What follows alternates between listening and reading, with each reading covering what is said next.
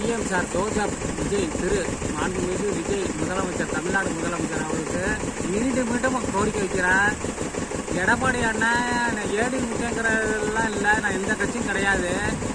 எடப்பாடி அண்ணன் கட்சியில் டிராக்டர் மானியத்தில் கொடுத்தாரு எனக்கு 6 வருஷத்துக்கு முன்னாடி. அந்த டிராக்டரை வச்சு வேறு வழி இல்லை, பம்பை இப்போ 8000 ரூபாய்க்கு வாங்கி 2 வாட்டி மோட்ரு கட்டி இப்போ 3வது மோட்ரு தூக்கிறதுக்கு ஆள் வர சொல்லியிருக்கேன். தூக்கி இறக்கிறதுக்கு 5000 ரூபா, காயில் கட்டுறதுக்கு போன செலவு 10,000, மொத்தம் 15,000, 30,000 செலவு பண்ணிட்டேன். இந்த நிலத்து பத்திரத்தை அடவு வச்சு செலவு பண்ணியிருக்கேன். மீண்டும் அந்த நிலத்து பத்திரத்து மேலே இப்போ 20,000 கடன் கட்டிருக்கேன்.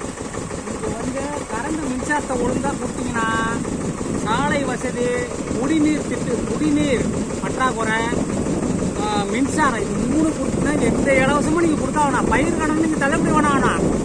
வய வீணாக போயிடுச்சு. எனக்கு வயம் இருக்கும்போது ஒரு விரிவாக்க பணியாளர், கலெக்டர் யாரையும் வர சொல்லி அறுக்கிற ஈல்டை பார்த்துக்கிட்டு எவ்வளோ செலவாகி பண்ணியிருப்பேன், எவ்வளோ இது வந்துருக்குன்னு பார்த்துக்கிட்டு அதுக்கு பயிர் கடனை எனக்கு தள்ளுபடி பண்ணும். எனக்கு இல்லை விவசாய ஆணையமாக பாவம் செஞ்சவனுங்க. பச்சை துண்டு அவன் எதுக்கு போடுறான்னா கிழிஞ்சு தெரியாமல் இருக்கிறதுக்காண்டி தான் பச்சை துண்டு போடுறது. தயவுசெய்து கையெடுத்து கும்பிட்றேன் பாருங்க. இல்லைன்னா என் குடும்பத்தோட தற்கொலை பண்ணிக்கிறதுக்கு தவிர வேறு வழியே இல்லை. ஏகப்பட்ட கடனில் இருக்கேன். பாருங்க, நான் ராத்திரி போல தூக்கம் இல்லை, இன்ன வரைக்கும் தூங்கலை.